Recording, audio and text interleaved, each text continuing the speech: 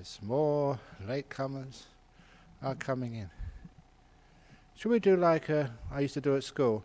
If you come in late, you have to stand in the corner. Think that'd be a good idea? Find people, put them in detention, extra 10-minute meditation afterwards. They don't do that in school anymore.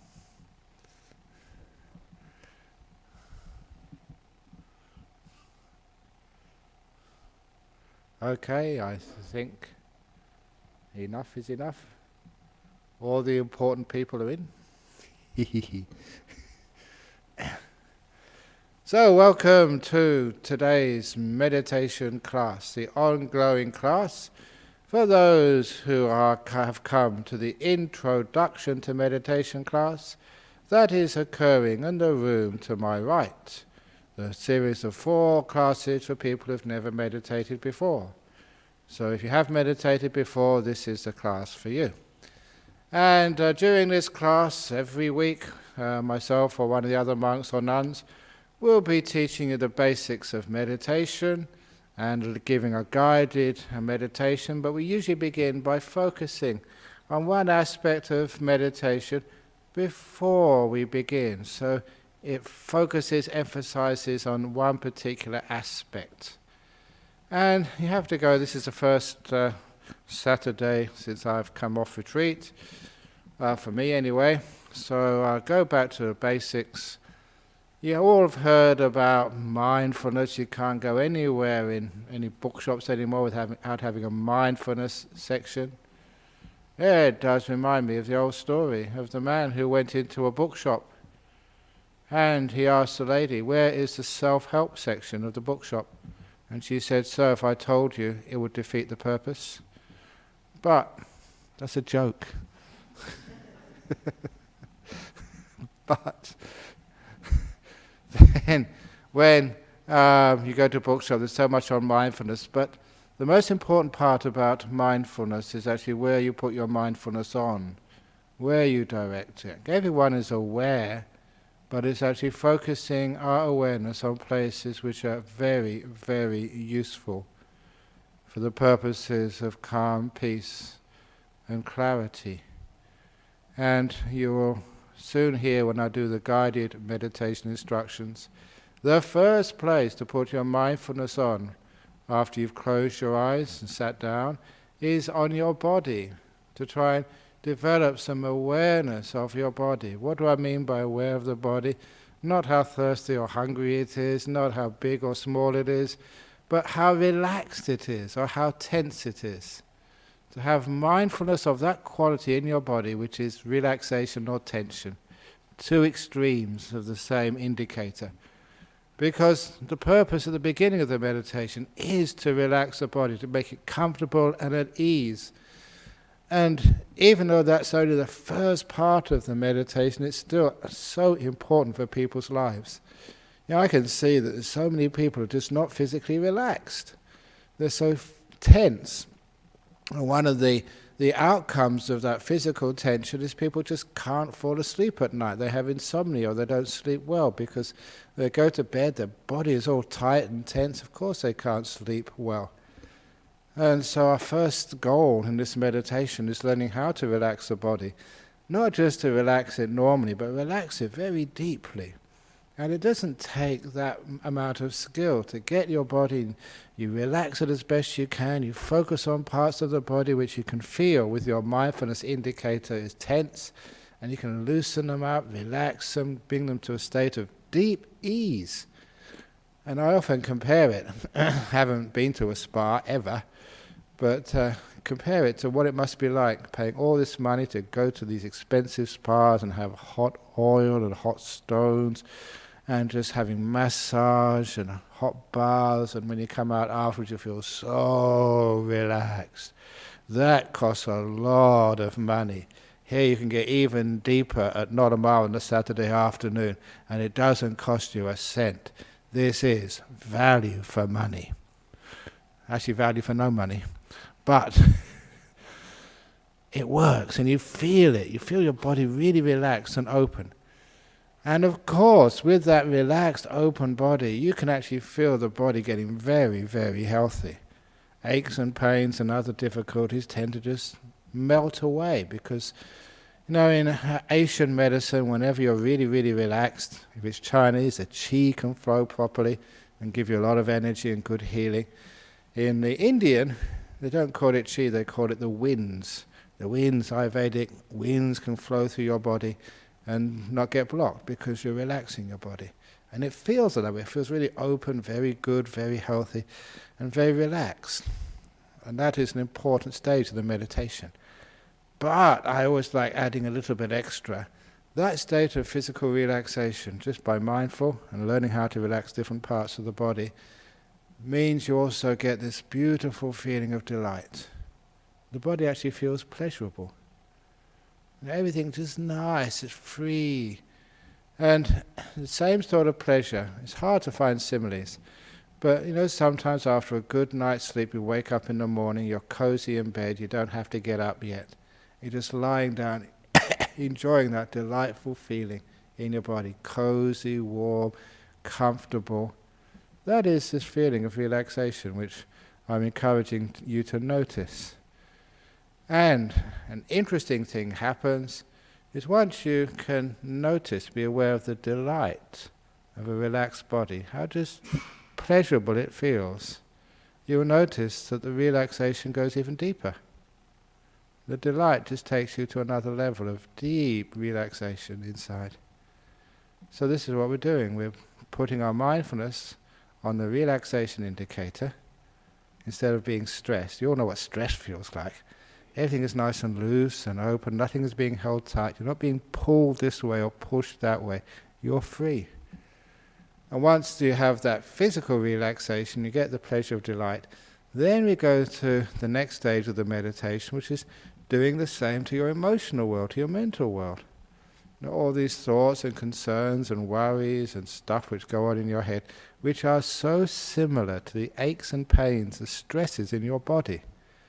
And when your body is stressed and tight and tense and inflamed sometimes, of course that's very unpleasant and things can't go flow freely through you. Same with the mind. We have like aches and wounds and diseases and stresses in our mental world. And because we've just been training, relaxing our physical body, exactly the same techniques work on your emotional world. So, you're sitting there and some terrible thing happened to you earlier today. What do? You can feel that how tense that makes your mind, how tight that is, how stressful that is. And because you're aware of these indicators, you're aware that sometimes that stress in the mind gets worse, it gets more painful or more stressful, or sometimes it just relaxes and goes more towards ease. You see the indicator move, more stress or more relaxation, more peace. And then you use your wisdom, your insight, happens all the time. Why? What attitude did I have which made my mind less stressful, which made that event happened earlier today less of a problem? What did I do? And you'll always find it is attitudes of letting it go, not fighting it, being at peace with it, being kind to it, opening the door of your heart to it, compassion, making peace with it. Those are the attitudes which take an emotional block, an emotional point of stress, and relieve it. And it works so amazingly well. So just taking the example of something happened in the past, you just see that and it's really a problem for you. Feel that problem, feel the stress of that problem. How can I relax that stress? Be kind to it. Give it compassion. And it softens, just like a hard lump of pain in the body. When you give it kindness, mindfulness and kindness, you can relax it. You can feel it getting softer and softer and softer. You can experience just how that pull from the past is like you're being stretched, you're being extended. That's what stress is, you're pulling at something from both ends. And when you're watching this mental phenomena, it's like it's pulling you, stretching you, and you learn how to let go of both ends. And if everything relaxes like a rope which is not taut anymore, because people have let go of the two ends. It's nice and loose. And so your mental, your mental world starts to get more peaceful. You start to notice the peace indicator or the stress indicator in your mind. What makes you more peaceful? What makes you more stressed? And you soon learn how to move that indicator in the meditation towards more and more ease, more peace, more peace, more peace. And you know what makes it more stressed? When you do something, when you fight, when you try and control or get rid of stuff, that makes you very stressed. So you soon learn feedback, cause and effect. Mindfulness means you're watching the mind, you're watching the right places. You soon learn how just to relax the mind until it gets very, very relaxed. You're not fighting anything, you're not making peace, you're being kind, you're being gentle. And the mind feels just so relaxed and peaceful. And it also feels delightful. The delightful mind, relaxed, not a care in the world, because you've softened all those cares that past and future away. You're peaceful. And it feels good. And once you notice the delight of a peaceful mind, the peace goes even deeper. That's why it's good to enjoy the meditations. But as you'll see when I do the guided meditation, after a while, a lot of people, they just can't maintain. They get, I don't know why it is, they're getting really peaceful and calm, but they still want to do stuff and mess it all up. So I will introduce, during the course of the meditation, just, okay, now become aware of your breathing. Because the breathing, sometimes the breathing is rough, sometimes it's smooth, sometimes it's long, sometimes it's short. The breathing can give you an indication of how your mental world is. You know, when you get angry, you breathe very, very fast. You know, when you relax, your breath is very slow. So the breathing is also an indicator of how tense you are. So during the meditation, I'll ask you or suggest to you, you don't have to follow orders. They're not orders, they're just suggestions. To start being aware of your breathing. By which I mean, well, what are you doing? Breathing in or breathing out? Which one is it? How do you know? Some sort of sensation, feeling somewhere in your body, I don't care where, which tells you what your breath is up to. That's what you watch. And see how you can relax that breath. Relax it to the max. As everything gets very peaceful and calm and still and beautiful. And that becomes our meditation. See how still you can be. How peaceful. Get those indicators all moving to stillness and peacefulness with your mindfulness. So easy. So now we will give it a try. So, those of you who've been sitting down a long time, you can always stand up and stretch your legs or whatever you need to do. For those of you who are comfortable, you get yourselves in your meditation stool, cushions, chairs, wherever you're sitting. Make yourself as comfortable as you possibly can. And I should also say, because some people came late, that this is the ongoing class of meditation. Those who come for the introduction to meditation class, that is in the room to my right. We're going to be sitting for about 45 minutes, so that might be a bit long if you've just come to meditation for the first time. But anyway, let's see what happens. And make sure all your mobile phones and other stuff which make noises are turned off.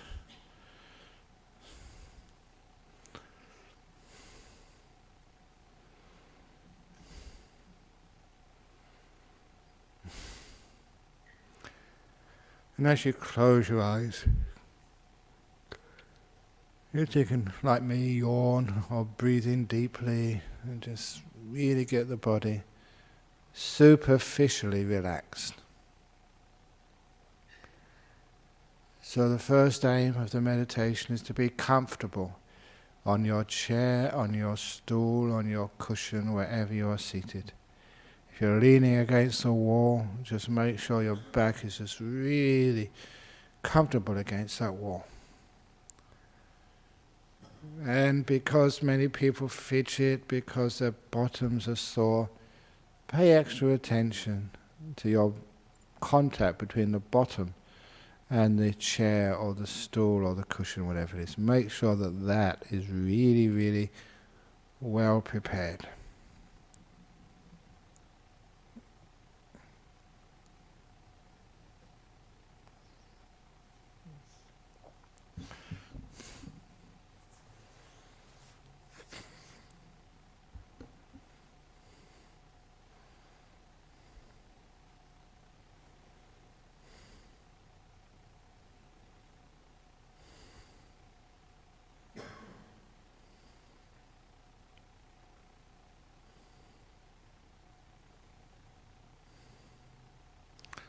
And you close your eyes, but not hold them down tight.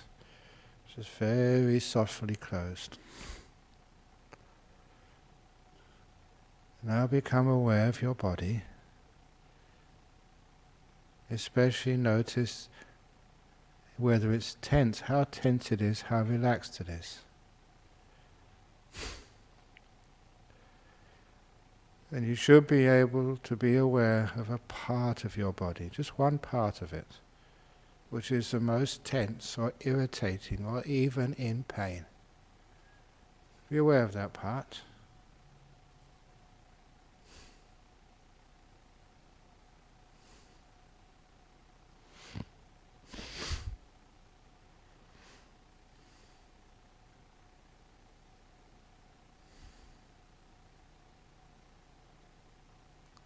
And see what makes that less tense, less irritating, what makes it more relaxed and more at ease. You're being mindful of one part of your body which is the most irritating. To me it's my nose now, it's just a bit blocked.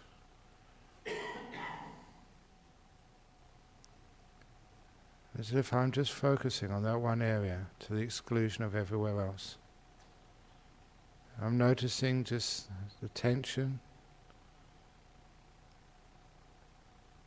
and experimenting. What makes that tension, that tightness in my nose get less? What makes it worse?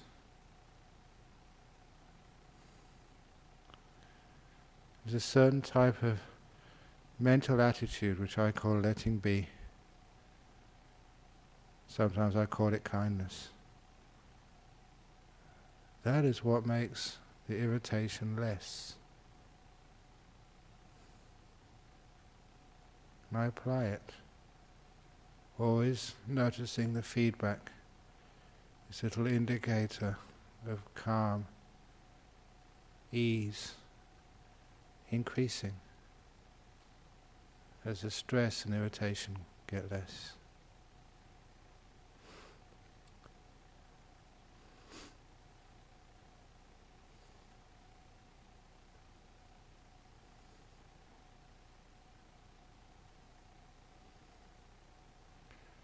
Sometimes it might take many minutes. I don't care. Because all the time I'm getting more relaxed, more peaceful. All the time it feels better and better.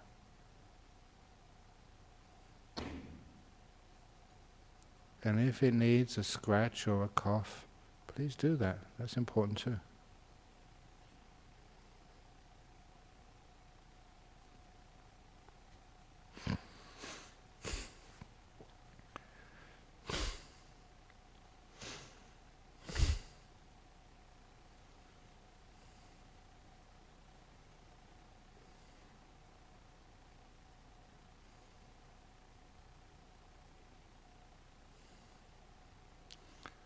Once one area of my body has been relaxed, then I can put my mindfulness on another area and do the same.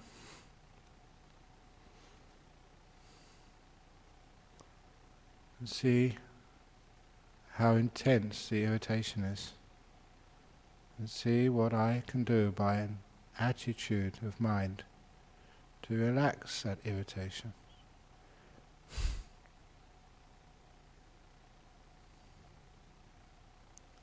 And in my own little world here, not disturbed by others, I can give this process the attention it deserves and the time to get some results. And feel my head clearing up.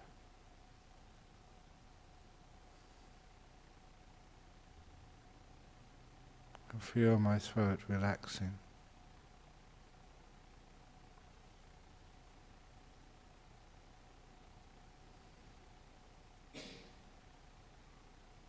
And I'll continue until the job is done.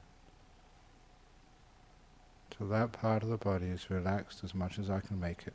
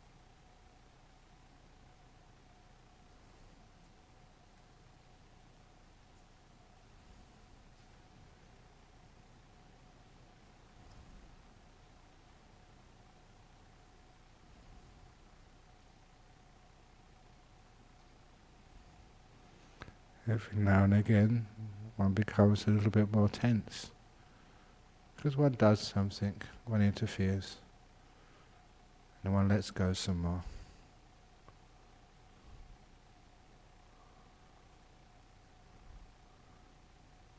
Every time going to a part of the body which needs your attention, there's some parts of your body you hardly ever give enough attention to. Now's the time. Especially if you have any sickness or illness anywhere, any injury. Place your attention to that part of your body. Be mindful of how stressed, irritated, painful it is. And learn the skill of relaxing it. The mindfulness always gives you feedback. Tells you how you are going.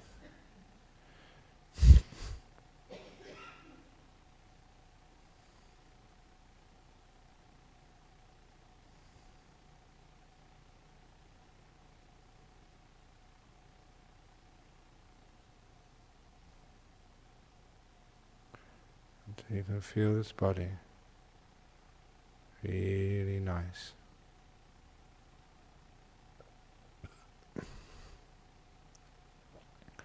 To me, I describe it like a tingling feeling all over the body.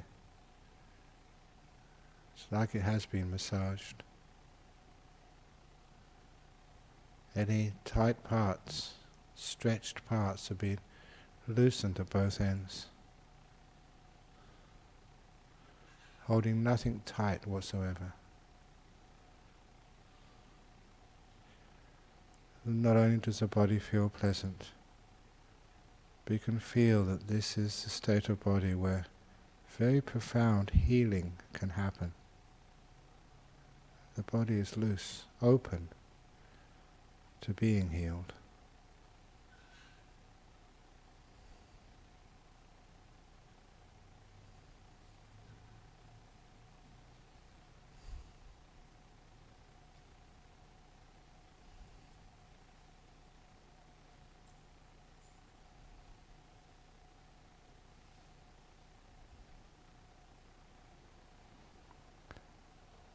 And once you are ready, you can spend more time on your body if you wish. If you now want to do the same thing to your emotional world, your inner world, be aware of your mental world. Notice how many tight spots there are in it.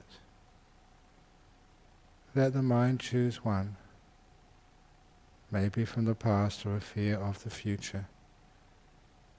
Let the mind stay with that pain.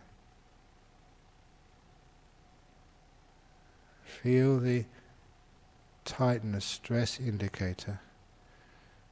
See what you need to do to relax that emotional stress.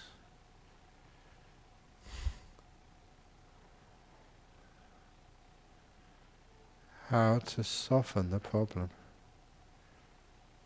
To ease it, like you're massaging a painful knot of stress in the body. You're doing this just with your mind. To ease a painful memory from the past, or a terrible fear for the future.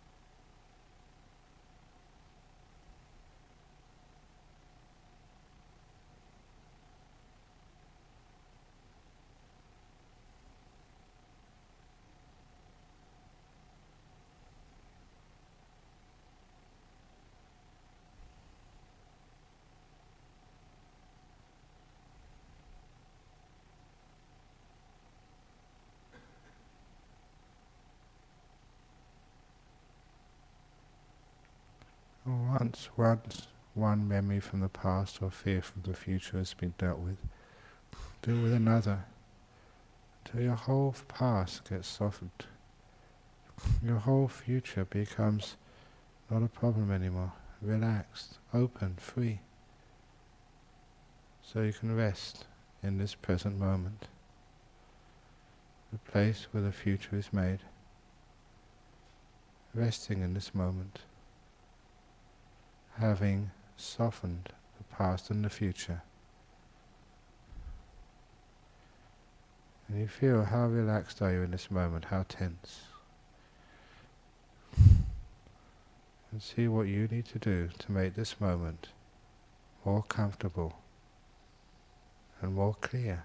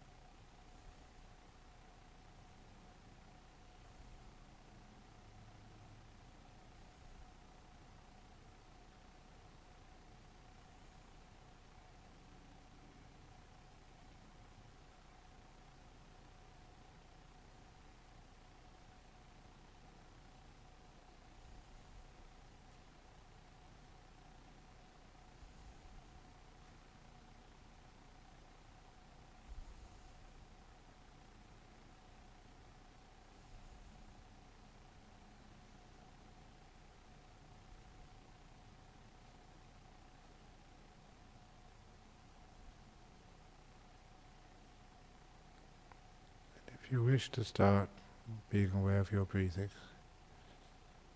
just breathe in, know the breath going in, know the breath going out.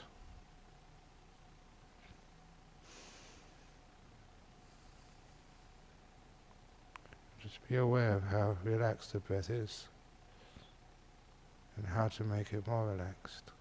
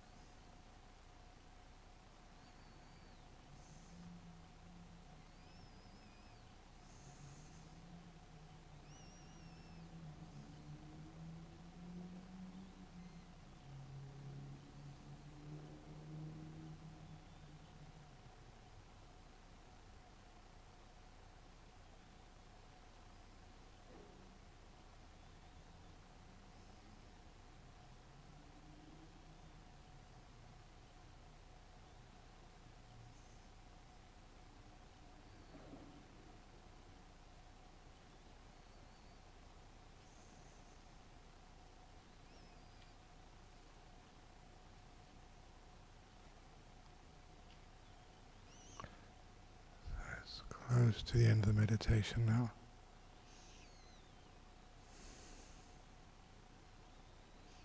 Know how you're feeling.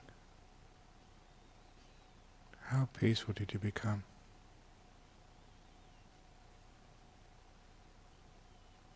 How still are you?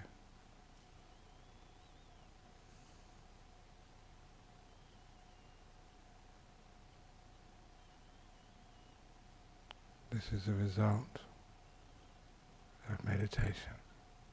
Just enjoy for another few seconds.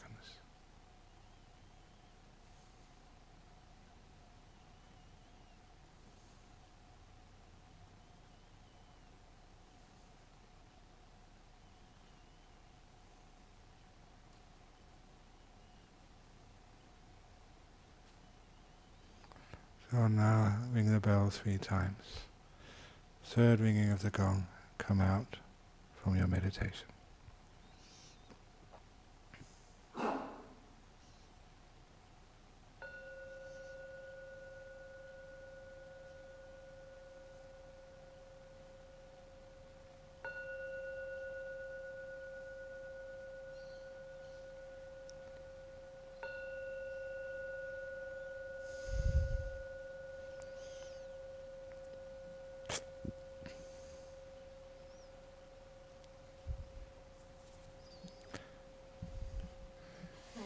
Excellent.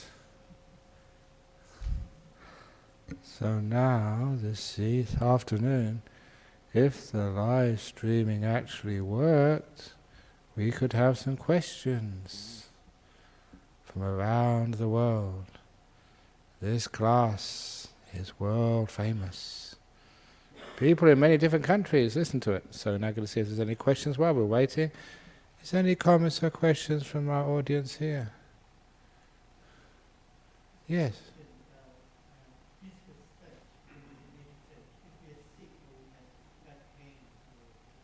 Yeah. What do you do? Then it is okay. It's actually wonderful to do that. So if you have a back pain or any other sickness, you get your body as comfortable as possible. You won't make it totally comfortable, but it's best you can do. And then it says, focus on the pain, the ache, the sickness, the disease, whatever it is, and see how you can relax it. See how you can actually move from the tension, the tightness, the disturbance of an illness or a pain, until it gets so soft, after a while it's not there anymore. You relax right through it. And the wonderful thing is that once you go into a nice meditation, when you come out afterwards, if it's a disease, it's gone. I've seen that many times. Amazing stuff. Okay, anecdotes. I remember just years and years and years and years ago, first time I went to Canberra to give a series of talks. And my host, they took me all over the place, all day, and they got lost, and it was one of these days, no rest, and just from early in the morning it was really cold. So by the end of the day I had this terrible cold, and I was supposed to give a talk, public talk in a big temple, advertised, all these people came. And as soon as I started trying to give a talk, every other sentence I'd sneeze and cough and stuff was coming out of my nose, ears, everywhere. It was disgusting. So after about 15 minutes, there's no way I could give a talk like that. So I said, let's all meditate. So we had half an hour meditation altogether. And afterwards I gave this beautiful talk. Not a cough, not a sneeze. Really impressive. People saw that, wow, is that possible? You had a cold. You know, and your stuff coming out of your nose. You weren't sort of imagining this, it's real. You meditate, because I had to.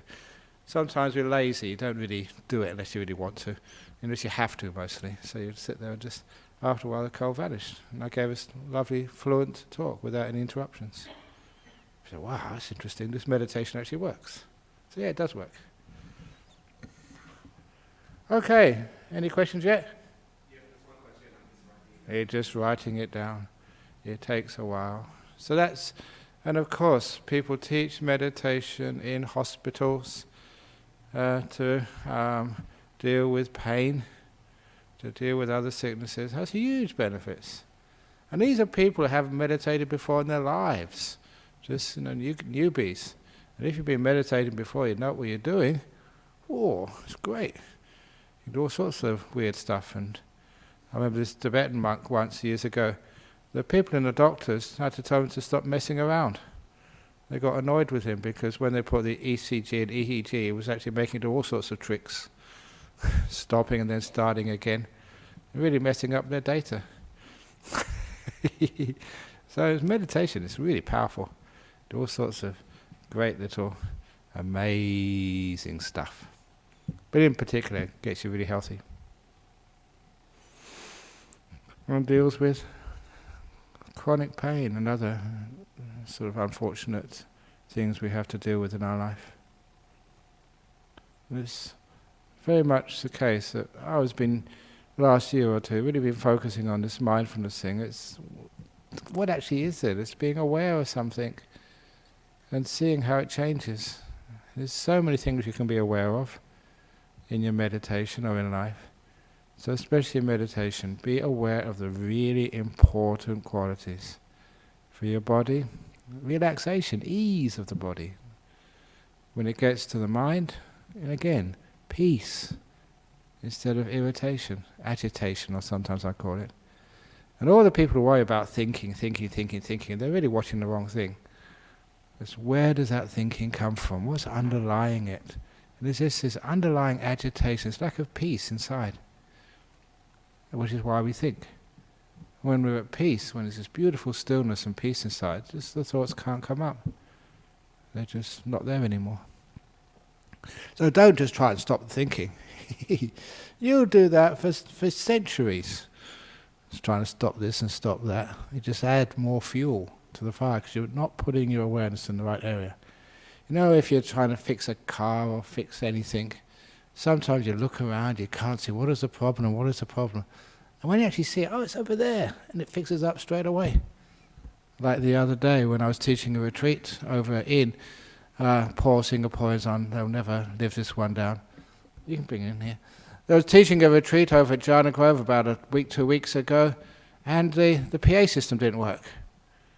And Dania was overseas. She was, the caretaker over there. They couldn't get the PA system to work. And these were really big business people and engineers from Singapore. And so I just gave a talk unplugged.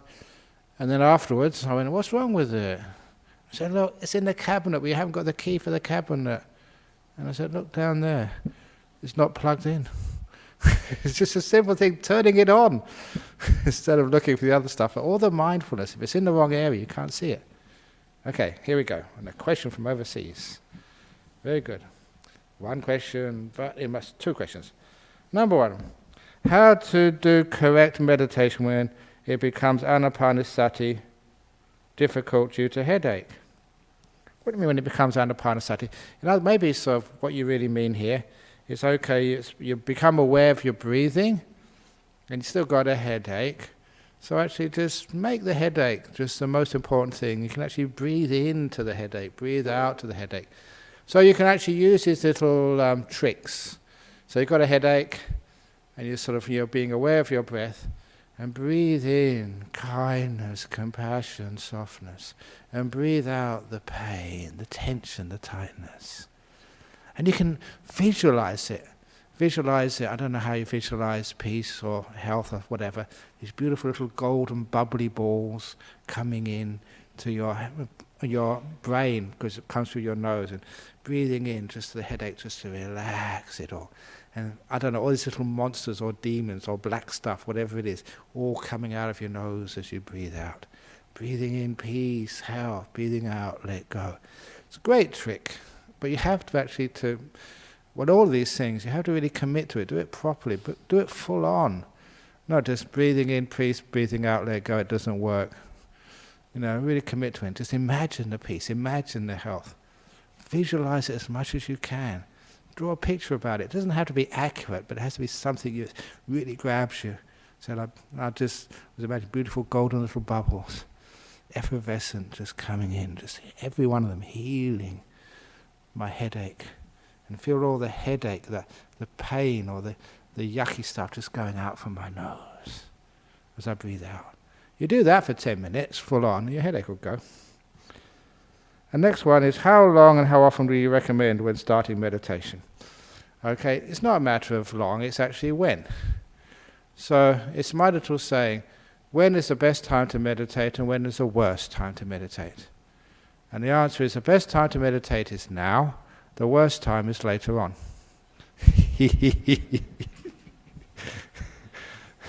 So, and that means that we just, how long and how often, as long as you're enjoying yourself, how often, how long is a piece of string?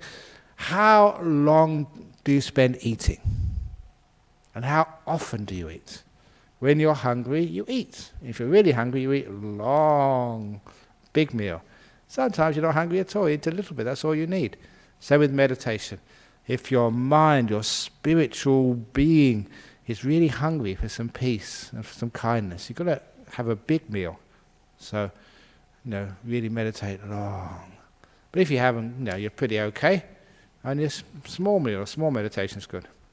Lastly, during meditation, sometimes I don't know if I am sleeping or actually meditating. How do I know? Don't even worry about knowing that, knowing how relaxed you are, because sometimes the people are dull. And because they're dull, it's only because they are tired. It's called in meditation, in psychology, sleep deficit disorder. You don't sleep enough, you don't sleep deeply enough, so when you have an opportunity to meditate, your brain thinks, aha, and now I can turn off and catch up on downtime, brain downtime. Just let it needs it. And afterwards it just wakes up all by itself. So if you don't know if you're sleeping or actually meditating, don't have to know, don't care. But after a while you'll find that answer is just very, very clear, because you're very, very still, but very, very aware, super aware. And you're really super aware, really meditating, because your mindfulness just really increases. And I don't know why other people don't talk about this, it's just what happens. You get power mindfulness and superpower mindfulness. By which I mean, you go outside and that jacaranda tree is exploding in sort of colour. It's not just like you normally see it. The colours are deeper and incredibly rich. I told, this is a stupid story, one of Ajahn Brahm's, but real. I did my 15-day retreat in my cave every year. It's my holiday, it's my vacation. And of course, not giving any talks, not talking, not doing anything, just meditating all day and every day for 15 days in a row, not saying anything. You get really deep meditation. And of course, after you get that, you get really powerful mindfulness. So the first day out, lunchtime, I always remember the first piece of food I put into my mouth was a spoonful of mushy peas. And it exploded. Honestly, it was just, wow, that was just such incredible flavour and taste. I never ever tasted mushy peas like that. All it was that my mindfulness was so incredibly strong.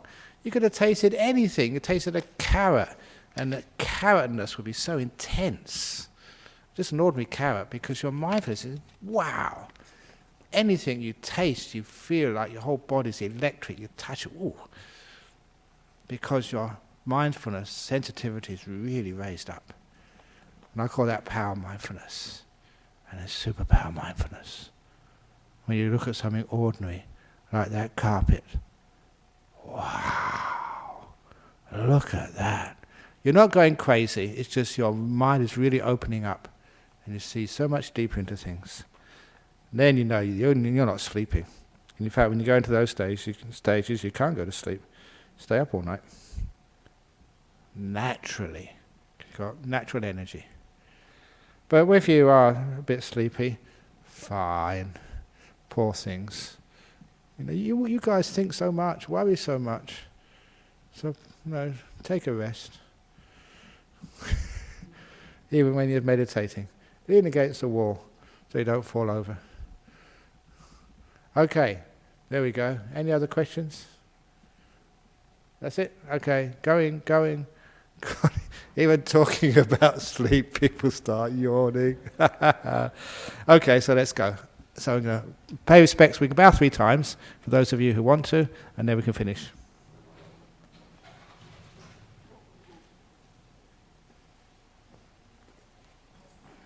1, 2, 3.